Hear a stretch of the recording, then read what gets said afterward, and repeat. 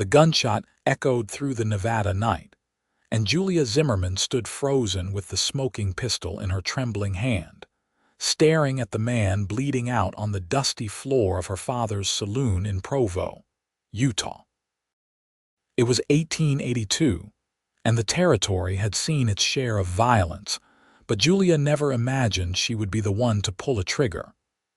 The man gasping his last breaths was Silas Crawford, a notorious outlaw who had terrorized the good people of Provo for months. He had come into the Silver Dollar Saloon demanding whiskey and threatening customers, but when he grabbed Julia and pressed his filthy mouth to her neck, something inside her snapped.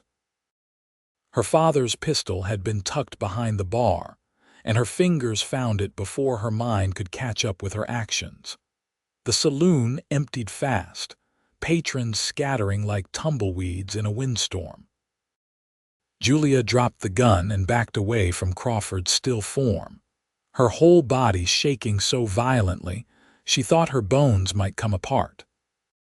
She heard boots on the wooden stairs and looked up to see her father, Thomas Zimmerman, rushing down from his room above the saloon, his face pale in the lamplight. "What happened?" Thomas demanded, taking in the scene with wide eyes. "He would not stop," Julia whispered, her voice barely audible. "He was touching me, saying terrible things. I just wanted him to stop." Thomas pulled his daughter into his arms, but his face was grim.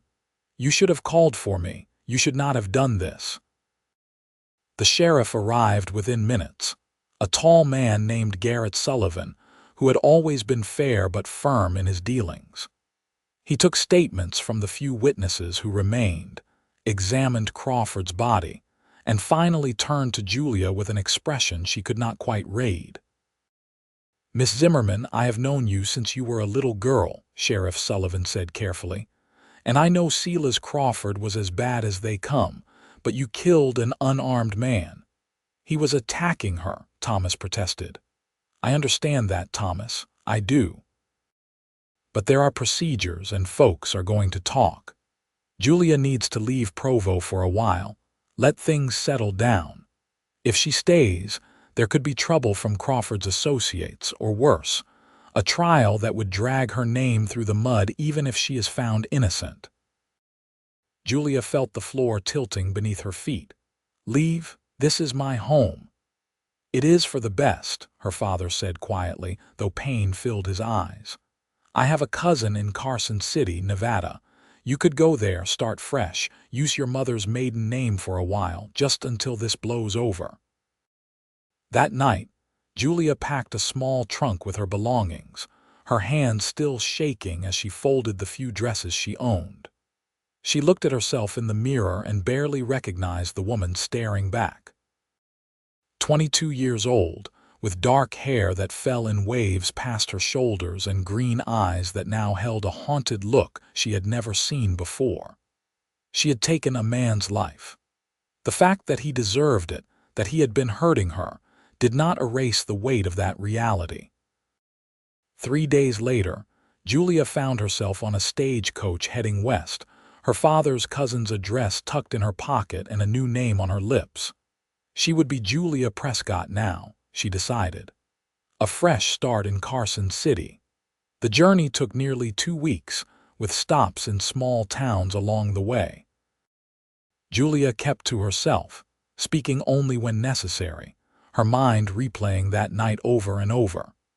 She wondered if she would ever stop seeing Silas Crawford's face, if she would ever stop feeling the recoil of the pistol in her hand. Carson City was larger than Provo, bustling with miners seeking silver fortunes and merchants eager to sell them supplies. Julia's father's cousin, Margaret, turned out to be a kind woman in her 50s who ran a boarding house on the edge of town. She asked few questions when Julia arrived, simply showing her to a small but clean room on the 2nd floor. "You will earn your keep by helping me run this place," Margaret said matter-of-factly. "Cooking, cleaning, tending to the boarders. It is honest work." "Thank you," Julia said, grateful for the woman's discretion. For the first few weeks, Julia threw herself into the work, scrubbing floors until her knuckles were raw, cooking meals for the rotating cast of miners and drifters who rented rooms. She kept her head down and her conversations brief. At night, she lay awake remembering everything she had lost, the shame of what she had done weighing on her like a physical thing. It was a Tuesday morning in late September when Preston Kane first walked through the door of Margaret's boarding house. Julia was in the kitchen kneading bread dough when she heard Margaret greeting someone in the front room. She wiped the flour from her hands and went to see if she needed to prepare an extra room. Preston Kane stood in the doorway, hat in his hands, dust from the trail covering his clothes. He was tall, maybe 28 or 30 years old, with sun-weathered skin and eyes the color of the Nevada sky. His brown hair was longer than was fashionable, curling slightly at his collar, and his face bore the kind of honest, open expression that Julia had not seen in what felt like years. "I am looking for a room, madam," he was saying to Margaret. "I will be working at the Fletcher Ranch outside town for the next few months, helping with their cattle drive preparation. I need a clean place to stay when I am in town." "We have a room available," Margaret said warmly. "My niece Julia will show you upstairs." Julia met Preston's eyes for the first time and felt something shift in her chest, a flutter she had not experienced since before that terrible night in Provo. She pushed the feeling away, angry at herself for even noticing a man when she had so much darkness inside her. "Follow me," she said curtly, picking up his saddlebags before he could protest.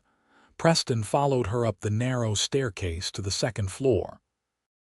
"I appreciate you carrying those, Miss Julia, but I can manage." "It is my job," Julia replied, not looking back at him. She showed him to a room at the end of the hall, setting his bags on the simple bed. The room had a washstand, a chair, and a small window overlooking the street. It was nothing fancy, but it was clean and comfortable. "Meals are served at 7 in the morning and 6 in the evening," Julia recited. "If you need hot water for washing, let me know in advance.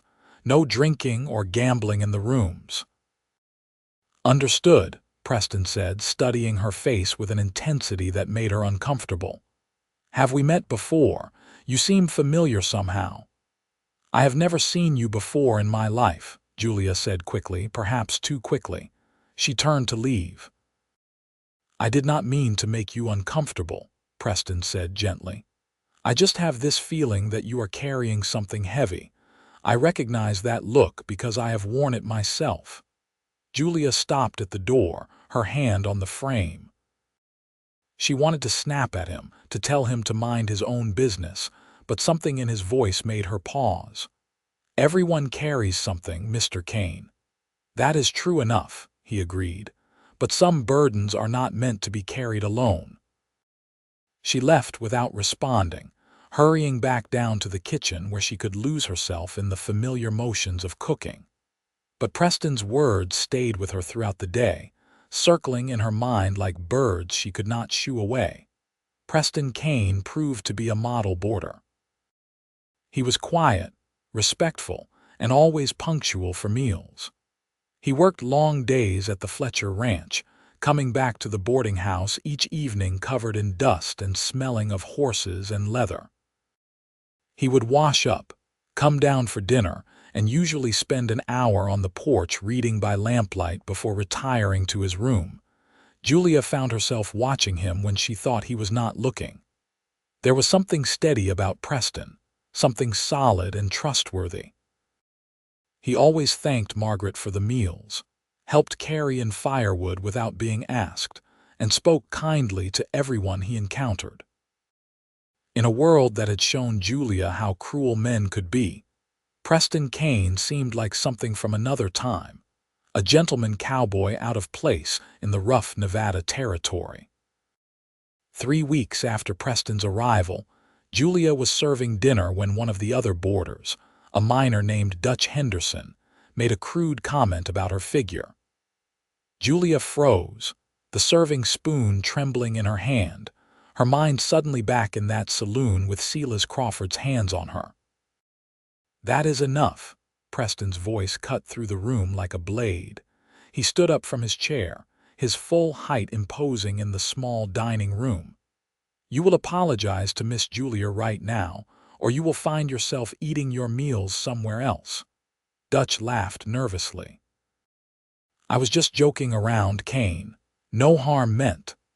"Apologize," Preston repeated, his tone leaving no room for argument. "Sorry, Miss Julia," Dutch muttered, looking down at his plate. Julia set down the serving spoon and fled to the kitchen, her heart racing. Margaret followed her, placing a gentle hand on her shoulder. "That man has a good heart," Margaret said quietly. "Preston Kane, I mean. You could do worse than letting someone like that into your life." "I cannot," Julia whispered. "You do not understand what I have done. I am not worthy of someone like him." "We all have our pasts, child," Margaret said. "What matters is who we choose to become." That night, Julia could not sleep. She kept replaying the moment when Preston had stood up for her, the fierce protectiveness in his voice. She had not felt protected in such a long time. Finally, as the clock struck midnight, she wrapped a shawl around her shoulders and went downstairs, hoping a cup of milk might settle her thoughts. She was surprised to find Preston sitting on the porch in the darkness, his book closed on his lap. "Could not sleep either?" he asked when he saw her. Julia hesitated, then nodded. "Too many thoughts." "I know that feeling well," Preston said. He gestured to the empty chair beside him. "Join me, unless you would rather be alone." Against her better judgment, Julia sat down. The night air was cool, carrying the scent of sage and distant wood smoke. For a long moment, neither of them spoke. "Thank you for what you said at dinner," Julia finally said. "You did not have to do that." "Yes, I did," Preston replied. "A man who does not stand up for what is right is not much of a man at all, and what Dutch said was disrespectful."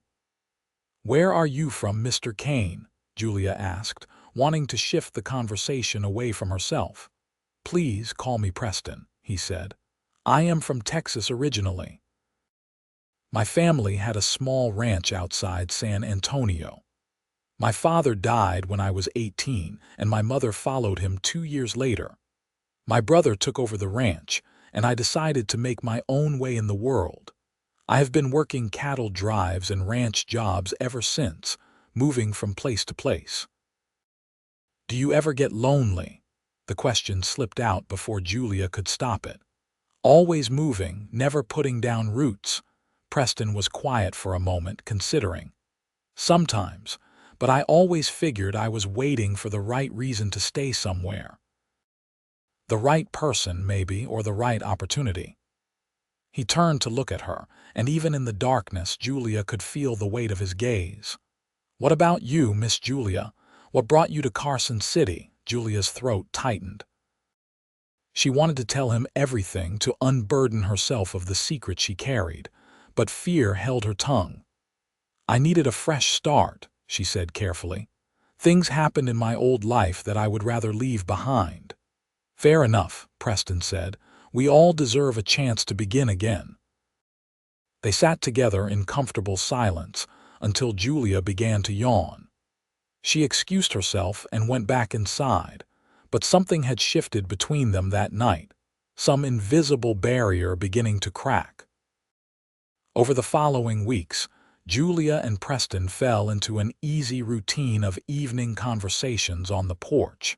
They talked about everything and nothing. Preston told her stories about the places he had traveled, the characters he had met on the trail. Julia found herself laughing for the first time since that terrible night in Provo, her shoulders slowly relaxing as Preston's gentle humor worked its way into the guarded spaces around her heart. One evening in October, Preston brought her a bouquet of wildflowers he had picked on his way back from the ranch. "I saw these and thought of you," he said simply, handing them over with a slight flush on his weathered cheeks. Julia took the flowers with trembling hands, their bright colors swimming in her vision as tears filled her eyes. "Preston, I do not know if I can do this." "Do what?" he asked gently. "Let someone care for me. Let myself care for someone. I have done things, terrible things, and I do not deserve kindness." Preston reached out slowly, giving her time to pull away, and took her hand in his. His palm was calloused from years of hard work, warm and solid. "Julia, I do not know what happened in your past, and I will not push you to tell me before you are ready. But I know this. The woman I have come to know these past weeks is kind, hardworking, and has a good heart. Whatever you have done, it does not change who you are now." "You do not understand," Julia said, pulling her hand away. "I took a man's life. I killed him." The words hung in the air between them like smoke.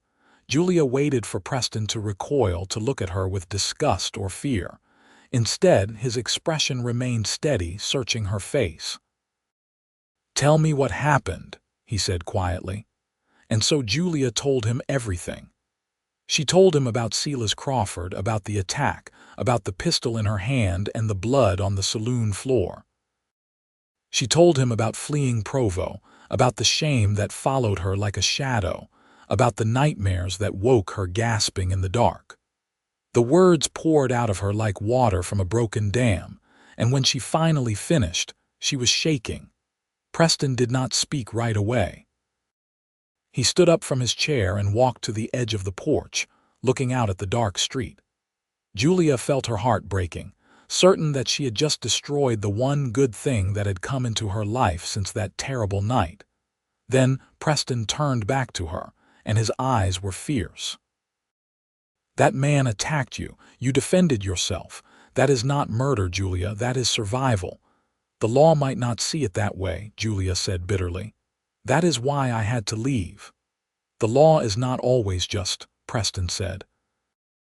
He came back and knelt in front of her chair, taking both her hands in his. "Julia, listen to me.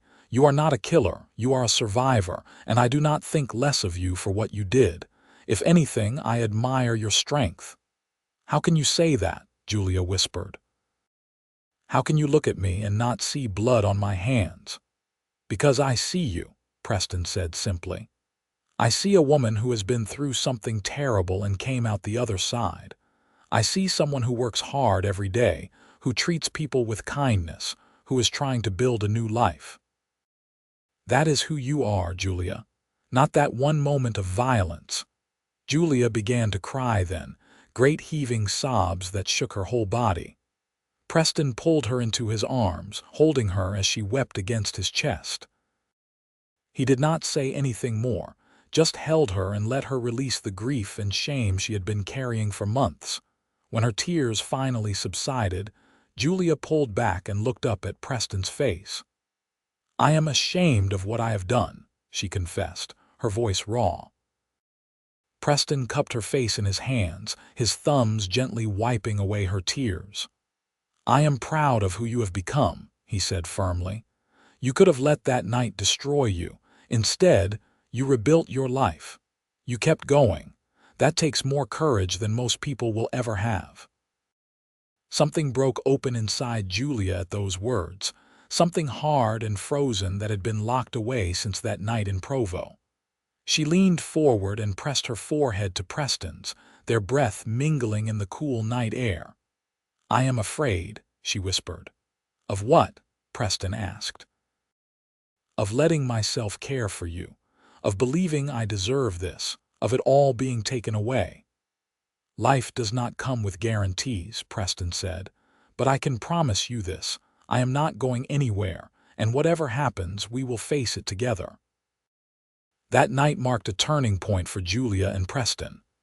Their evening conversations became longer, more intimate.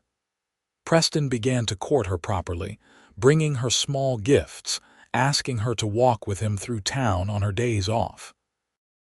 Julia found herself opening up in ways she never thought possible, sharing not just her fears but her hopes and dreams as well. Margaret watched the romance blossoming under her roof with a knowing smile. "I told you he was a good man," she said to Julia one morning as they prepared breakfast together.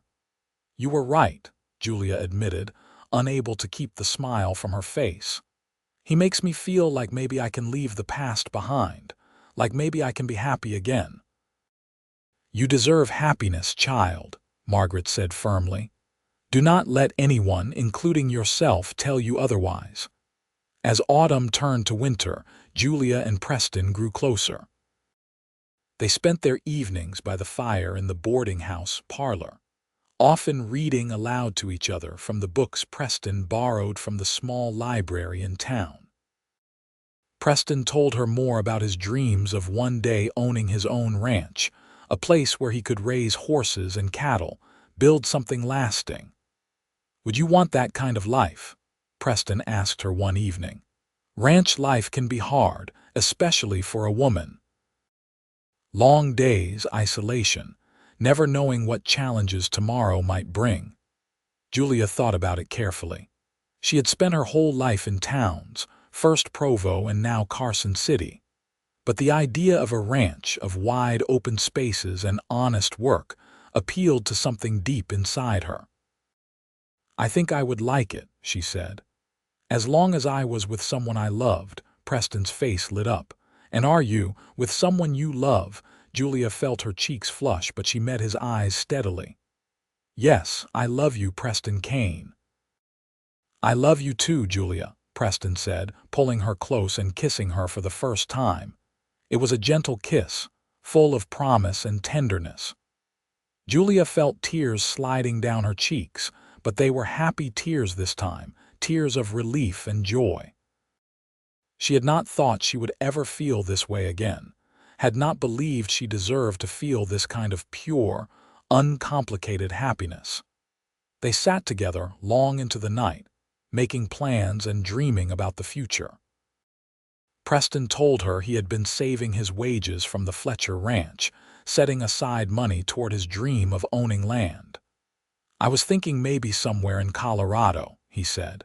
"Good grazing land, plenty of water, a place where we could build something real." "We?" Julia asked, hope blooming in her chest. "If you will have me," Preston said. "Julia Prescott or Zimmerman or whatever name you choose to call yourself, will you marry me?" Julia did not hesitate. "Yes. Yes, I will marry you."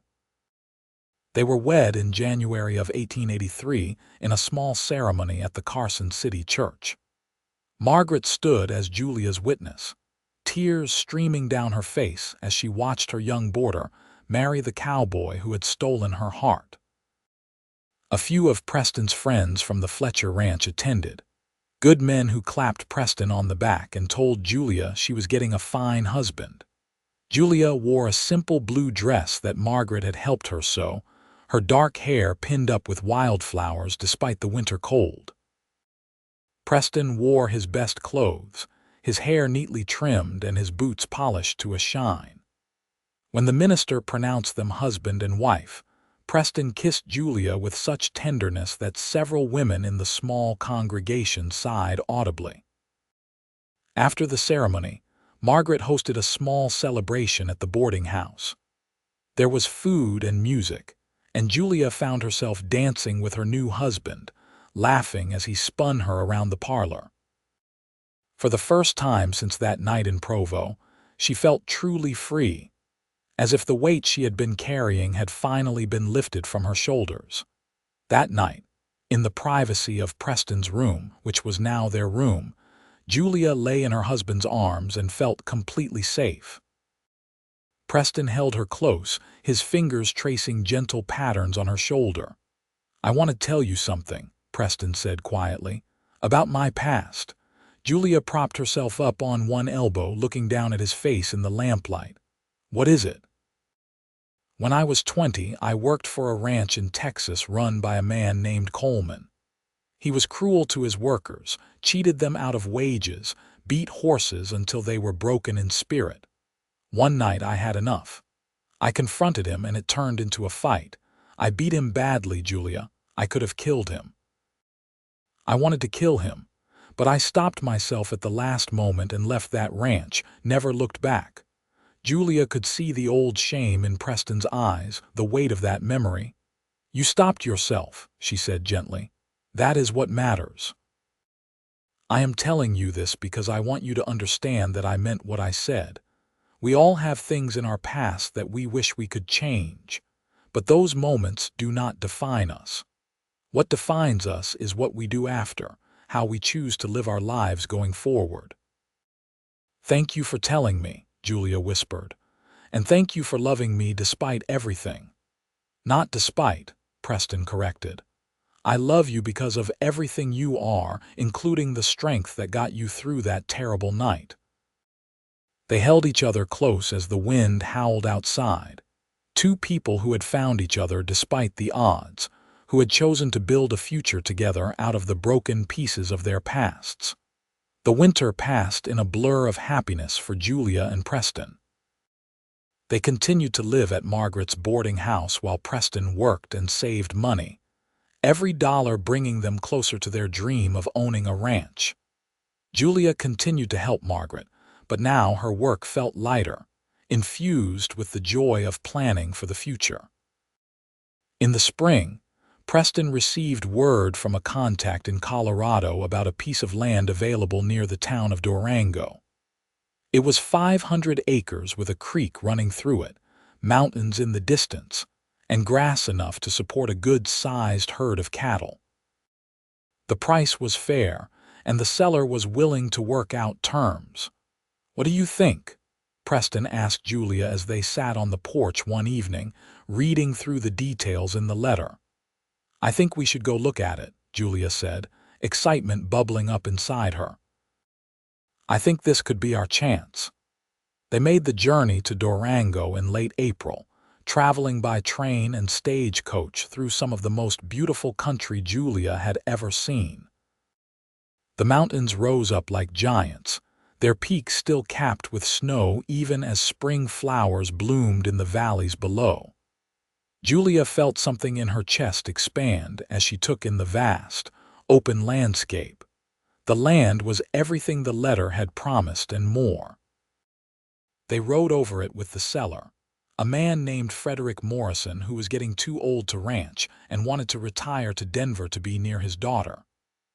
The creek ran clear and cold, the grass grew thick and green, and there was a small cabin already built, rough but sturdy. "We would need to expand the cabin eventually," Preston said, walking through the three-room structure with Julia. "Add more living space, maybe a proper kitchen, but it is a solid foundation to start with." "It is perfect," Julia said, looking out the window at the mountains. "Preston, I can see our whole life here. I can see it so clearly." Preston pulled her into his arms.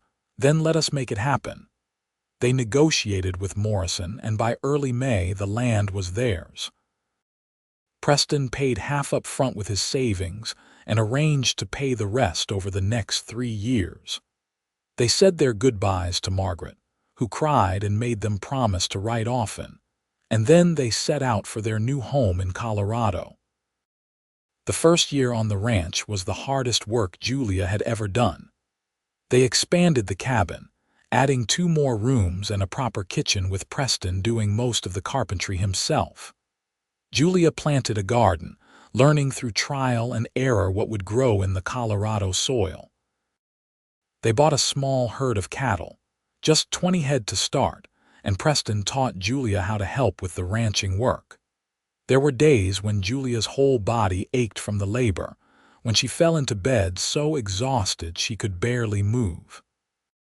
But there were also moments of such pure joy that they took her breath away. Watching the sunrise over the mountains with a cup of coffee in her hands, riding out with Preston to check the herd, working side by side in comfortable silence. Sitting on their porch in the evenings, looking at the stars and talking about their dreams. In the spring of 1884, Julia realized she was pregnant. She told Preston one evening after dinner, watching his face carefully to gauge his reaction. Preston's eyes went wide, and then he let out a whoop of joy that echoed across the valley. He picked Julia up and spun her around, laughing like a boy. "We are going to have a baby. Truly, truly," Julia confirmed, laughing despite her nervousness. "This is the best news I have ever received in my life," Preston said, setting her down gently and placing his hand on her still flat stomach. "We are going to be parents." The pregnancy was not easy. Julia was sick for the first few months, and the hard work of ranch life had to be adjusted to accommodate her changing body. But Preston was endlessly patient and supportive, taking on extra work so Julia could rest, bringing her tea and crackers when she felt nauseated, talking to her belly at night and telling their unborn child about the world waiting for them. On a cold December morning, Julia went into labor. Preston rode to town to fetch the doctor, a woman named Dr. Sarah Hammond who had set up practice in Durango the year before. The labor was long and difficult, lasting nearly 20 hours. Preston stayed by Julia's side the whole time, holding her hand and whispering encouragement. Finally, as the sun was setting on that December day, their son was born. He came into the world with a loud cry, his little face red and angry. Dr. Hammond cleaned him up and placed him in Julia's arms, and Julia felt her heart expand in a way she had never imagined possible. "He is perfect," she whispered, tears streaming down her face as she looked down at her son. Preston leaned over, his own eyes wet, and kissed Julia's forehead. "You are amazing. You did so well. Thank you for giving me this gift." They named him Thomas Preston Kane, after Julia's father and his own. Little Thomas was a healthy, robust baby who quickly became the center of their world. Julia marveled at the fierce love she felt for this tiny person, a love that was different from what she felt for Preston, but no less powerful. As she nursed Thomas late one night, watching his little face in the lamplight, Julia thought about how far she had come. Just 3 years ago, she had been fleeing Provo in shame, convinced that she was irredeemably broken. Now she was a wife, a mother, a rancher. She had built a new life from the ground up, and while she still sometimes had nightmares about that night in the saloon, they were growing less frequent. The ranch prospered over the next few years. Their cattle herd grew, and Preston's reputation as an honest, fair rancher spread through the territory. They hired a young hand named Miguel to help with the work, a good kid from town who was saving money to bring his family up from Mexico. Julia's garden flourished, providing vegetables through the growing season and preserves for the winter. Thomas grew into a bright, energetic toddler who followed his father everywhere, his little legs churning to keep up with Preston's long stride. Julia would watch them together, father and son, and feel such contentment that it almost frightened her. She kept waiting for something to go wrong, for her past to catch up with her and destroy this happiness. In the fall of 1887, when Thomas was nearly 3 years old, a stranger rode up to the ranch. Julia was hanging laundry when she saw him coming, and something about the way he sat his horse made her stomach clench with anxiety. She called for Preston, who came out of the barn wiping grease from his hands. The stranger dismounted, tipping his hat politely. He was an older man, maybe 60, with gray hair and a badge on his vest. "Afternoon, folks. I am Marshal Edward Crane out of Salt Lake City. I am looking for a woman named Julia Zimmerman." Julia felt the blood drain from her face. Preston moved to stand beside her, his hand finding hers and squeezing tight. "Why are you looking for her?" Preston asked carefully. "I have news about a shooting that took place in Provo, Utah, back in 1882, the marshal said. His eyes were on Julia now, studying her face. "You are her, are not you? You are Julia Zimmerman." Julia could not speak. Her worst fear was coming true, everything she had built about to crumble around her. But Preston stepped forward, placing himself slightly between Julia and the marshal. Whatever you have to say, Marshal, you can say to both of us. Julia is my wife. Marshal Crane's expression softened slightly. I am not here to arrest anyone, Mrs. Kane. I am here to deliver news. Silas Crawford's brothers tried to press charges against you after the shooting, claiming it was murder. But Sheriff Sullivan gathered testimony from everyone who was in the saloon that night. Every single witness confirmed that Crawford attacked you and you acted in self-defense. The territorial judge threw out the case last month. You are free to return to Utah anytime you wish. In fact, your father asked me to deliver this letter to you if I could find you. The marshal pulled an envelope from his coat and handed it to Julia. She took it with shaking hands, barely able to process what she was hearing. I am not in trouble, she whispered. No, madam, you never were, legally speaking. You have been cleared of any wrongdoing. I tracked you down because your father has been worried sick, wanting to know if you were alive and well.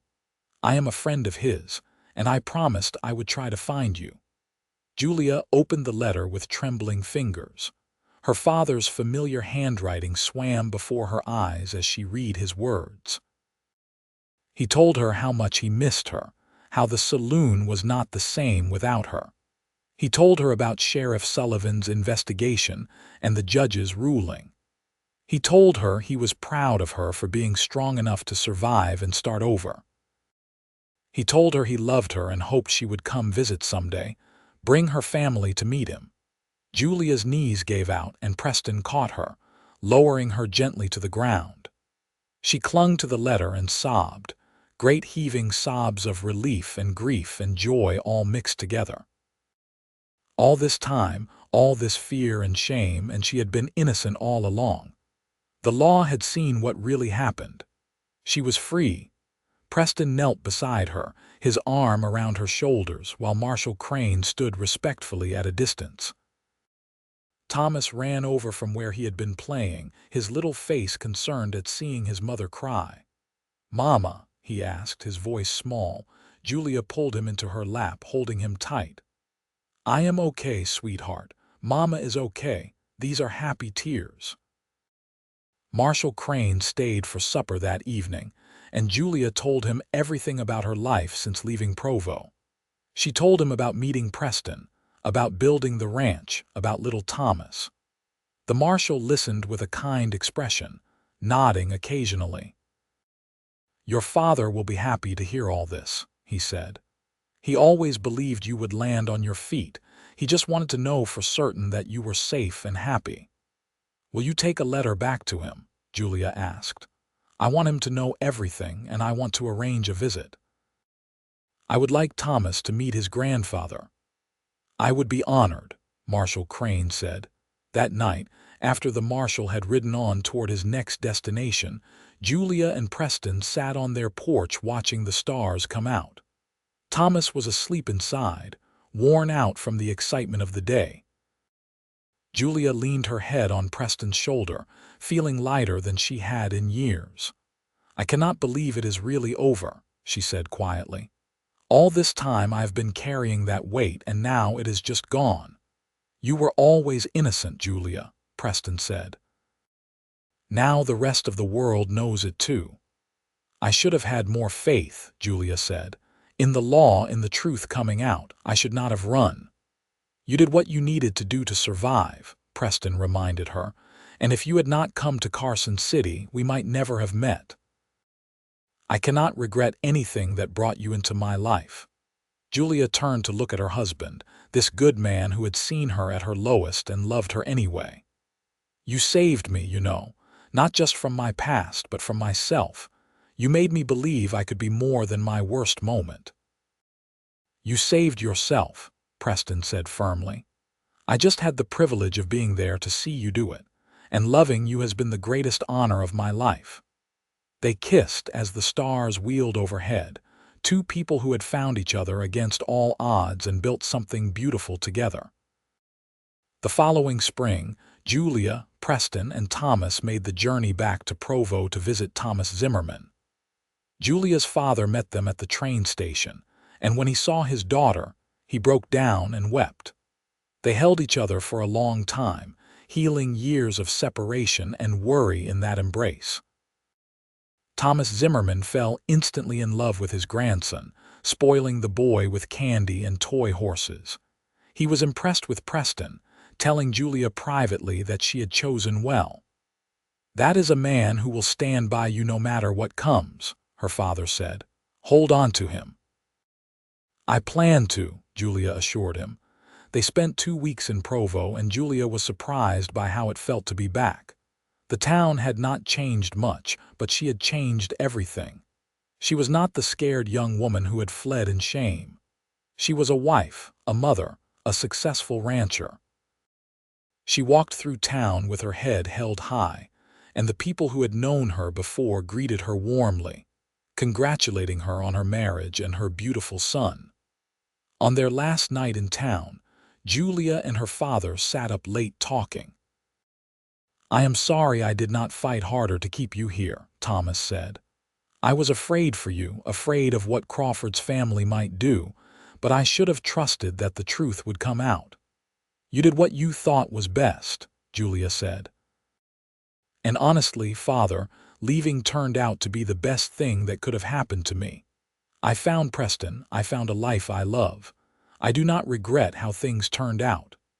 "You have grown into such a strong woman," her father said, his voice thick with emotion. "Your mother would be so proud of you." When they returned to the ranch in Colorado, Julia felt a sense of peace she had never experienced before.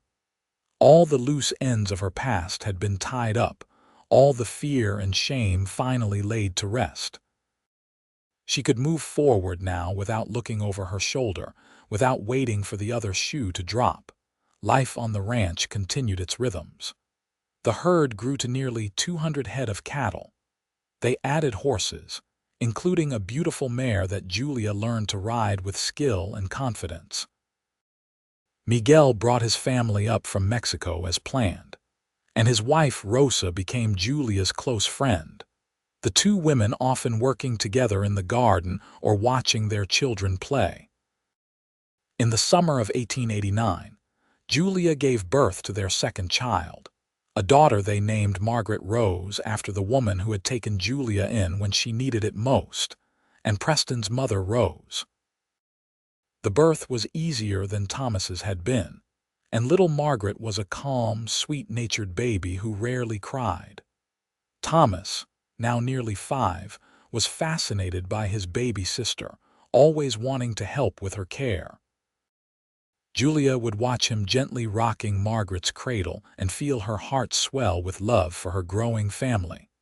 Margaret from Carson City came to visit when baby Margaret was 6 months old, traveling all the way to Colorado to meet her namesake. The older woman spent a month at the ranch, and Julia treasured the time they had together. Margaret told stories about the early days of Nevada, about the silver boom and the characters she had known. She watched Julia with her family and proclaimed herself satisfied that her former boarder had found true happiness. "I knew Preston was special from the moment he walked through my door," Margaret confided one evening, "and I knew you needed someone exactly like him. Sometimes the universe arranges things just right." As the years passed, the ranch became one of the most successful in the region. Preston's fair dealing and honest work earned him respect throughout Colorado. They added more land, built a proper barn and bunkhouse, and hired additional hands to help with the growing operation. Julia expanded her garden into a full farm operation, selling produce in Durango and to the mining camps in the mountains. Their children grew strong and healthy. Thomas showed early promise as a horseman, and Preston began teaching him the finer points of ranching. Margaret proved to have her mother's head for numbers, and by the time she was 7, she was helping Julia keep the ranch accounts. In 1893, Julia gave birth to their third child, another son they named Frederick Morrison Kane after the man who had sold them the ranch. Little Freddie was a wild child from the start, always getting into mischief and making his parents laugh with his antics. Life was not always easy. There were hard winters when they lost cattle to cold and wolves. There were dry summers when the creek ran low and they worried about water. There were times when money was tight, when equipment broke down, when illness struck the family or the hands. But through it all, Julia and Preston faced every challenge together, their love growing deeper with each passing year. On their 10th wedding anniversary in January of 1893, Preston surprised Julia with a gift. He led her out to the barn where a beautiful new buggy sat waiting, painted a deep blue with their initials carved into the seat.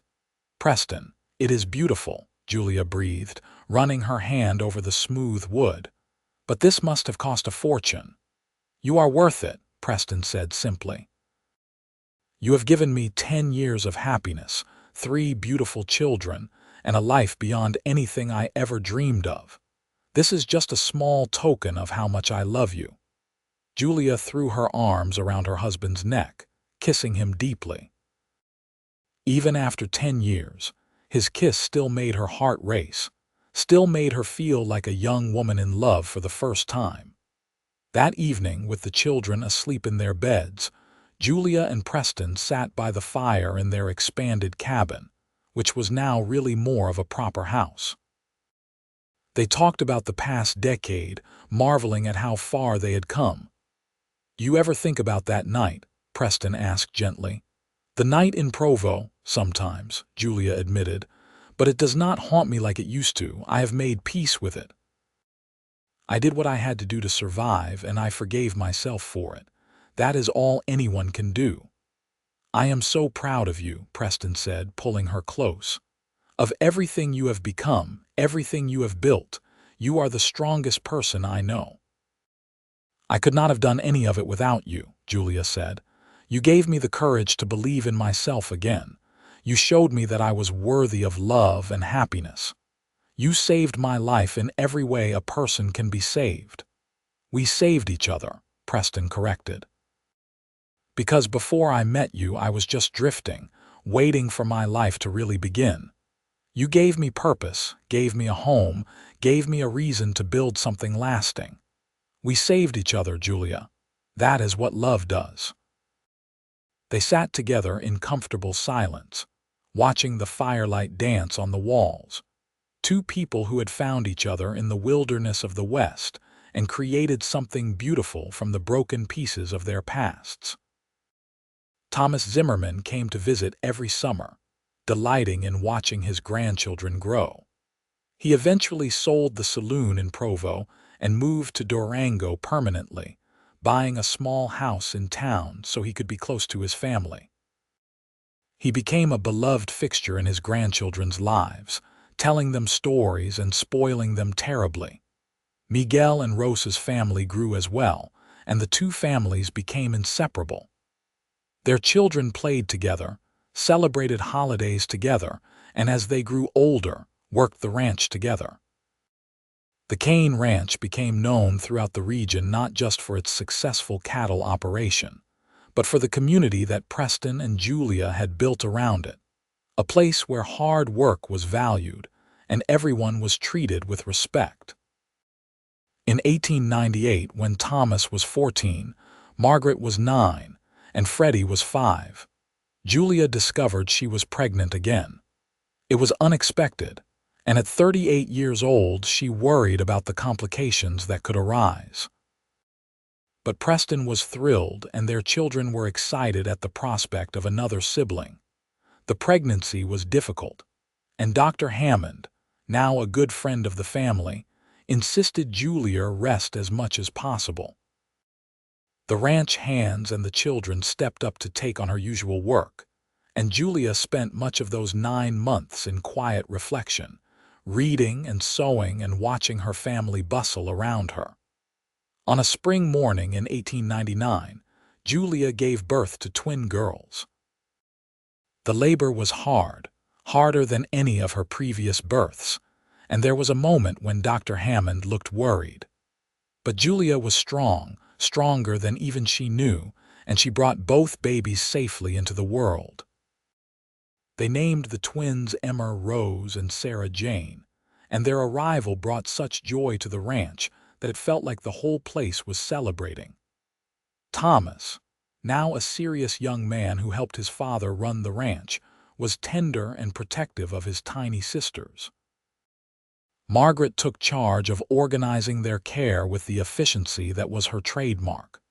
And Freddie, at 5, was convinced the babies were the best toys he had ever received. Preston barely left Julia's side during her recovery, bringing her meals, caring for the babies when they fussed, and telling her how much he loved her at least a dozen times a day. 4 children, Julia said one evening, looking at Preston with wonder as they watched the twins sleep in their cradle. "We have 4 children, Preston. When did we become such a large family?" "When we decided to build a life together," Preston said with a smile. "And I would not change a single thing. This chaos, this noise, this beautiful mess of a life we have created, it is everything I ever wanted." As the new century dawned in 1900, Julia looked around at her life with deep satisfaction. Her children were healthy and happy. Her marriage was strong, filled with love and respect and partnership. The ranch was thriving, providing not just for her family but for Miguel's family and the other hands who had become like family over the years. Her father lived nearby, enjoying his golden years surrounded by grandchildren who adored him. Julia thought about the frightened young woman who had fled Provo nearly 18 years ago, convinced she was broken beyond repair. She thought about the shame and fear that had consumed her, the belief that she would never deserve happiness. And she thought about Preston, the cowboy who had looked past her worst moment and seen her true self, who had believed in her when she could not believe in herself. On a summer evening in 1902, Julia stood on her porch watching the sun set over the mountains. The twins, now 3, were playing in the yard under Thomas's watchful eye. Margaret was in the kitchen helping with dinner preparations. Freddie was showing his grandfather some rocks he had collected. And Preston was riding in from checking the herd, his silhouette strong and familiar against the golden light. When Preston reached the house and dismounted, Julia went to meet him. He pulled her into his arms, and they stood together watching their world, their family, their life. "Do you remember that night on Margaret's porch?" Julia asked quietly. "When I told you what I had done?" "I remember," Preston said. "I told you I was ashamed of what I had done," Julia continued. "And you told me you were proud of who I had become. Those words changed my life, Preston. They gave me permission to forgive myself, to move forward, to believe I could be more than my worst moment." Preston kissed the top of her head. "And look what you built. Look at this life, this family, this home. You did that, Julia. Your strength, your courage, your determination to be better. I was just lucky enough to be along for the journey." "We built it together," Julia corrected, the same way Preston always corrected her. "Every bit of it together." As the stars began to appear in the darkening sky, their children called them in for dinner. The house was filled with noise and laughter, with the good smells of cooking and the warmth of family. Julia looked around the table at the faces she loved most in the world and felt nothing but gratitude. She had come so far from that terrible night in Provo. She had carried shame and fear for so long, believing they defined her. But Preston had shown her a different truth. He had shown her that one moment, even a terrible one, did not determine the whole of a person's life. That redemption was possible. That love could heal even the deepest wounds. That shame could be transformed into strength. And in building this life together, in raising their children and running their ranch and creating a home filled with love, Julia had discovered something profound. She had learned that she was not defined by what had happened to her, or even by what she had done. She was defined by how she chose to live after, by the love she gave and received, by the family she nurtured, and the community she built. The years continued to unfold with their mixture of joy and challenge. Thomas grew into a fine man, taking over more of the ranch operations as Preston grew older. At 21, he married a sweet girl from town named Lucy, and they built a house on the far end of the ranch property. Margaret proved to be brilliant, and with Julia and Preston's support, she went to Denver to study teaching, eventually returning to Durango to open a school for the children of ranching families. Freddie, true to his wild nature, spent several years working cattle drives and exploring the West, before finally settling down with a widow named Beth, who had 2 children of her own. The twins grew up beautiful and bright, Emma becoming a talented artist, and Sarah developing a passion for medicine that led her to study nursing. Julia's father lived to see all his grandchildren grown, passing peacefully in his sleep at the age of 83. His funeral was attended by what seemed like the whole town, a testament to how beloved he had become in his years in Durango. Preston and Julia grew old together on their ranch, their hair turning silver but their love never fading. They sat together on their porch watching their grandchildren play in the same yard where their own children had played. They held hands and told stories of the old days, of how they met and fell in love, of building the ranch from almost nothing. And sometimes, late at night when they were alone, Julia would tell Preston how grateful she was that Marshall Crane had found her that day, how important it had been to finally be free of the shame she had carried. "But you were always free," Preston would remind her. "From the moment you chose to rebuild your life, to keep going despite everything, you were free." The Marshalls' news just confirmed what was already true. On their 50th wedding anniversary in 1933, their entire family gathered at the ranch for a celebration. There were children and grandchildren everywhere, the house bursting with noise and love.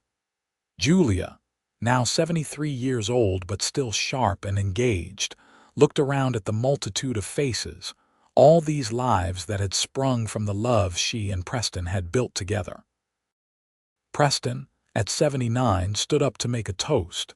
His hand shook slightly as he raised his glass, but his voice was strong. 50 years ago, I married the bravest woman I have ever known. She had been through hell and come out the other side, and somehow I was lucky enough to be the one she chose to build a life with. Julia, you have given me more happiness than any man deserves. You have been my partner, my lover, my best friend, and the mother of my children. Every day with you has been a gift. Here is to 50 more years. Everyone laughed at that, knowing that 50 more years was unlikely at their age, but the love in the room was palpable. Julia stood and kissed her husband, tears streaming down her face, and everyone cheered. That night, after the guests had gone and the house was quiet, Preston and Julia lay in their bed talking quietly. They had moved more slowly now, their bodies showing the wear of long years of hard work, but their minds were still sharp and their hearts still full. "You have any regrets?" Julia asked, a question she had never quite dared to ask before. Preston thought for a long moment. "Only that we did not get more time. However many years we have left, it will never be enough. But regrets about our life together? No, not a single one. You?" "No," Julia said firmly. "Not anymore. There were things I regretted for years, you know that. But you taught me that the past is just that, the past. What matters is what we do with our present, how we choose to move forward. And I chose to move forward with you, to build this beautiful life. I chose love over shame, hope over fear. Those choices made all the difference." "I am proud of you," Preston said, echoing the words he had spoken so many years ago on Margaret's porch. "I am proud of who you became, who you are, who you will always be in my heart." "And I am grateful for you," Julia said. for seeing me when I could not see myself, for loving me when I did not think I deserved love, for building this life with me. You were my salvation, Preston Kane. And you were mine, Preston replied. They drifted off to sleep in each other's arms, two people who had found each other against all odds and created something beautiful and lasting. Preston passed away peacefully 2 years later, in the spring of 1935. He died as he had lived, with dignity and grace, surrounded by his family. Julia held his hand as he took his last breath, telling him how much she loved him, thanking him for the gift of their 52 years together. The grief was enormous, a crushing weight that threatened to bury Julia. But she was strong, had always been strong, and she carried on. She lived 3 more years after Preston's death, spending her time with her children and grandchildren, tending her garden and keeping the memories of her great love alive. On a warm summer evening in 1938, Julia sat on her porch watching the sunset, just as she had done thousands of times before. The ranch was still thriving under Thomas's management, still a place of community and hard work and love. Her other children visited often, bringing their families, filling the house with noise and life. Julia thought about her life, about the long journey from that terrible night in Provo to this peaceful evening in Colorado. She thought about shame and redemption, about fear and courage, about how love could transform everything. She thought about Preston, and she could almost feel him sitting beside her, his hand in hers. She imagined telling him one more time how grateful she was, how much she loved him, how he had saved her in every way a person could be saved. And she imagined his response, could almost hear his voice on the warm evening breeze. We saved each other. That is what love does. Julia closed her eyes and smiled, feeling the last rays of the setting sun warm on her face. She had lived a full life, a good life, a life filled with love and purpose and meaning. She had overcome her darkest moment and built something beautiful. She had been a wife, a mother, a grandmother, a rancher, a friend. She had been loved deeply and had loved deeply in return. And when Julia Kane passed peacefully in her sleep that night, she left behind a legacy of strength and courage and love that would echo through generations of her family. She left behind the proof that no moment, however dark, had to define a person's entire life. That redemption was always possible. That love could heal anything. The ranch continued to thrive, passed down through the generations, always remembered as the place where Preston and Julia Kane had built something beautiful from broken pieces. And their story was told and retold, a reminder that even in the wild, harsh landscape of the West, love could flourish, shame could be transformed into strength, and two people could save each other in all the ways that mattered. Julia's great-grandchildren would eventually stand on that same porch, looking out at those same mountains, and they would know the story of their ancestors. They would know about the young woman who had fled in shame and the cowboy who had helped her see her own worth. They would know about the life that had been built on love and hard work and forgiveness. And they would carry that legacy forward, proof that the best parts of us can grow from the darkest moments, that we are not defined by our worst days, but by how we choose to live all the days after. The story of Julia and Preston Kane became a family legend, passed down through the years, a testament to the power of love to transform and heal. And though the details might shift slightly with each retelling, the heart of it remained the same. A woman ashamed of what she had done, a cowboy proud of who she had become, and the beautiful life they built together on a ranch in Colorado, where the mountains touched the sky and love conquered all.